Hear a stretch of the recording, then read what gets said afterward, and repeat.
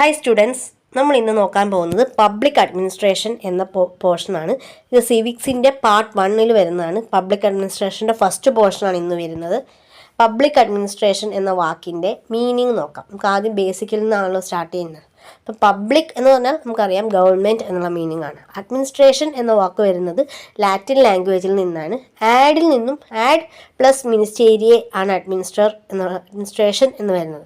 Add എന്ന് പറഞ്ഞ വാക്കിൻ്റെ മീനിങ് ടു എന്നാണ്. മിനിസ്റ്റേരിയെ എന്ന് പറഞ്ഞാൽ സെർവ്, അതായത് ഗവൺമെൻറ് പോളിസികൾ ഇംപ്ലിമെൻറ്റ് ചെയ്തുകൊണ്ട് ആൾക്കാരെ, ജനങ്ങളെ സേവിക്കുക എന്നുള്ളതാണ് പബ്ലിക് അഡ്മിനിസ്ട്രേഷൻ കൊണ്ട് ഉദ്ദേശിക്കുന്നത്. അതായത് ഫിസിക്കൽ ആൻഡ് ഹ്യൂമൻ റിസോഴ്സസ് എഫക്റ്റീവായിട്ട് യൂസ് ചെയ്തുകൊണ്ട് ഗവൺമെൻറ് പോളിസീസ് ഇംപ്ലിമെൻറ്റ് ചെയ്തുകൊണ്ടും സാധാരണ കോമൺ മാനിനെ സെർവ് ചെയ്യുക. പബ്ലിക് അഡ്മിനിസ്ട്രേഷൻ്റെ ഡെവലപ്മെൻറ്റ് വരുന്നത് 6 സ്റ്റേജസ് ആയിട്ടാണ്.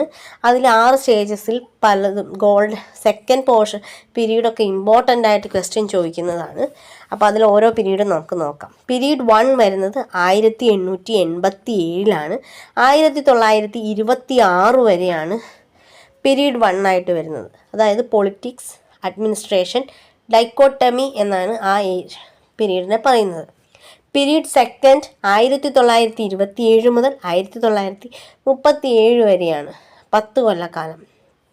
അത് ഗോൾഡൻ എറ ഓഫ് പ്രിൻസിപ്പിൾസ് എന്നാണ് അറിയപ്പെടുന്നത്.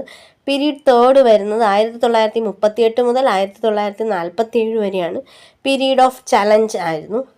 പീരീഡ് 4 വരുന്നത് 1948 മുതൽ 1970 വരെയാണ്, ഐഡൻറ്റിറ്റി ക്രൈസിസ് എന്നുള്ളതാണ് വരുന്നത്.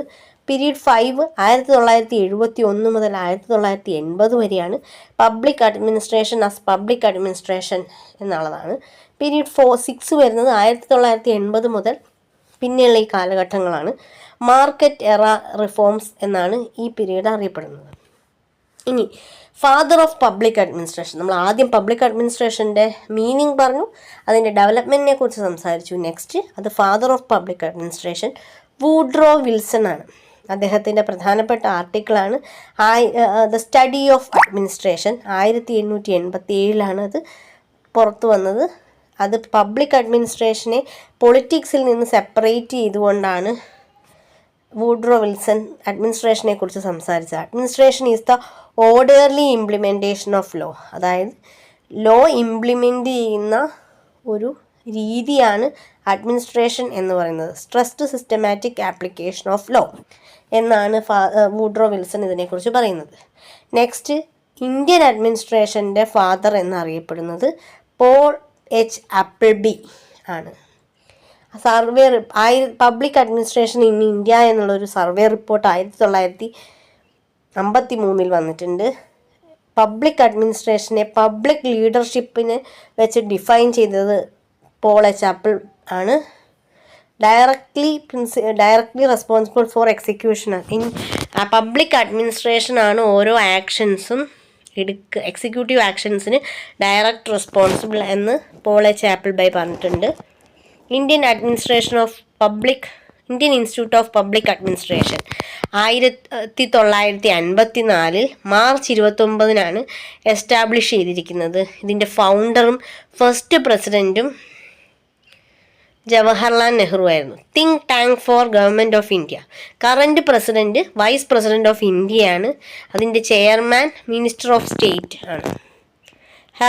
Herbert A Simon, architect of decision making theory.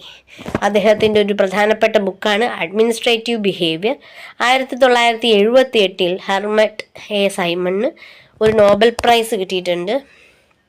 അദ്ദേഹത്തിൻ്റെ തിയറി പ്രകാരം 3 സ്റ്റേജസ് ആണുള്ളത്. Intelligence, design, choice.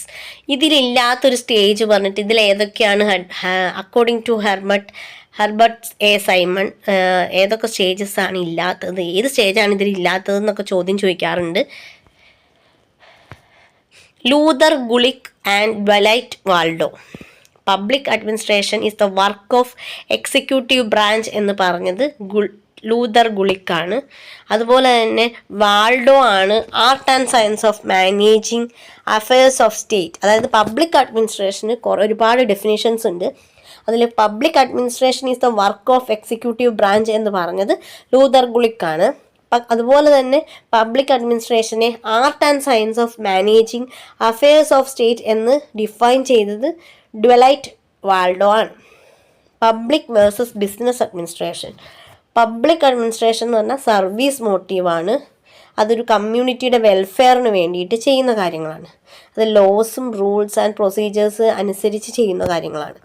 പക്ഷേ ബിസിനസ് അഡ്മിനിസ്ട്രേഷൻ എന്ന് പറഞ്ഞാൽ ലാഭം കിട്ടാൻ വേണ്ടിയിട്ട് പ്രോഫിറ്റ് മോട്ടീവോടുകൂടി ചെയ്യുന്ന കാര്യങ്ങളാണ്. അതിന് ഓപ്പറേഷൻ നല്ല ഫ്ലെക്സിബിലിറ്റി ഉണ്ട്. അതിനൊരു ലോയോ റൂൾസ് ഒന്നുമില്ല. ഇങ്ങനെ നേരത്തെ തീരുമാനിച്ചിട്ടുള്ള ലോസ് അനുസരിച്ചിട്ടോ പ്രൊസീജിയേഴ്സ് അനുസരിച്ചിട്ടോ അല്ല ബിസിനസ് അഡ്മിനിസ്ട്രേഷൻ ചെയ്യുന്നത്. ഇനി ഇതിൽ ഏറ്റവും കൂടുതലായിട്ട് ഓർക്കേണ്ട കാര്യങ്ങൾ എന്ന് പറഞ്ഞാൽ 1927 മുതൽ 1937 വരെയാണ് ഗോൾഡൻ എറ. അത് ക്വസ്റ്റ്യൻ ചോദിച്ചിട്ടുള്ളതാണ്. അതുപോലെ ഫാദർ ഓഫ് പബ്ലിക് അഡ്മിനിസ്ട്രേഷൻ ചോദിച്ചിട്ടുള്ളതാണ് വൂഡ്രോ വിൽസൺ. പിന്നെ ഡിസിഷൻ മേക്കിംഗ് മോഡൽ ഹെർബർട്ട് സൈമണിൻ്റെ മോഡലിൻ്റെ സ്റ്റേജസ് ഏതൊക്കെയാണെന്ന് ചോദിച്ചിട്ടുണ്ടായിരുന്നു. Intelligence, design, choice. ഇതല്ലാതൊരു ക്വസ്റ്റ്യൻ ചോദിച്ചിട്ട് ഇതിലേതാണെന്നുള്ളതാണ് ഏതാണ് കൂട്ടത്തിലില്ലാത്തത് എന്നാണ് ചോദിക്കുന്നത്. അതുപോലെ തന്നെ IIPA Indian institute of public administration 1954 found ചെയ്തിരിക്കുന്നത്.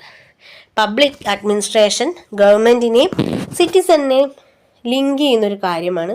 അത് സർവീസ്, അക്കൗണ്ടബിലിറ്റി ആൻഡ് എഫിഷ്യൻസിയെ ഫോക്കസ് ചെയ്തുകൊണ്ടാണ്. സൊസൈറ്റി, പൊളിറ്റിക്സ്, എക്കണോമി ഇതിനെയൊക്കെ ഇൻവോൾവ് ചെയ്തുകൊണ്ടാണ് പബ്ലിക് അഡ്മിനിസ്ട്രേഷൻ വരുന്നത്.